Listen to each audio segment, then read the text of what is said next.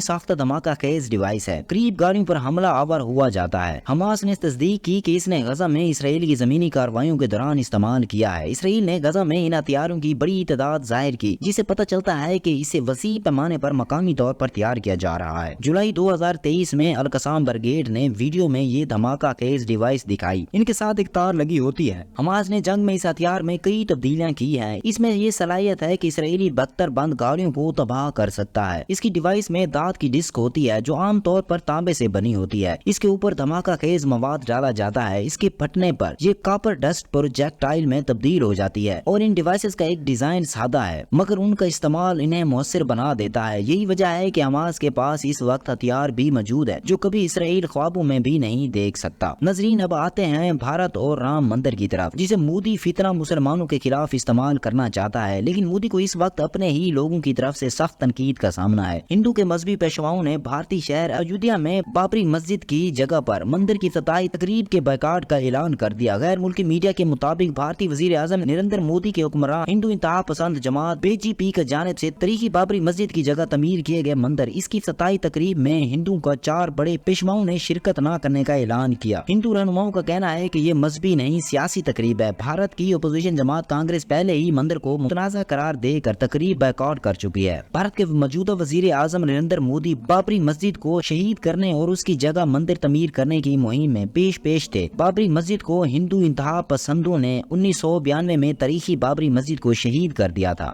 مسجد کی شہادت پر احتجاج کرنے والے ہزاروں مسلمانوں کو بھی شہید کیا گیا۔ اس تقریب میں شرکت کے لیے بالی ووڈ کے ساتھ سیاستدانوں سمیت مختلف شعبوں کی مشہور شخصیات کو شرکت کی دعوت دی گئی، لیکن اب اس معاملے میں انتہا پسندی جماعتوں بھارتیہ جنتا پارٹی اور شیو سینا کو آمنے سامنے کھڑا کر دیا گیا۔ دونوں جماعتوں کے رہنماؤں کے درمیان الزام تراشی جاری ہے۔ سیاسی تجزیہ کاروں کا کہنا ہے کہ انتخابات کے نزدیک آنے پر الزام تراشی خونی تصادم میں تبدیل ہو سکتی ہے۔ شیو سینا کا کہنا ہے کہ بی جے پی رام مندر کو ایک الیکشن جیتنے کے لیے استعمال کر رہی ہے، لیکن جو بھارت کے اصل مسائل ہیں ان پر توجہ نہیں دی جا رہی۔ پر دوستو، آج کے لیے اتنے ہی۔ مزید خبروں اور اپڈیٹس کے لیے ہمارے ساتھ جڑے رہیے۔ تب تک کے لیے اللہ حافظ۔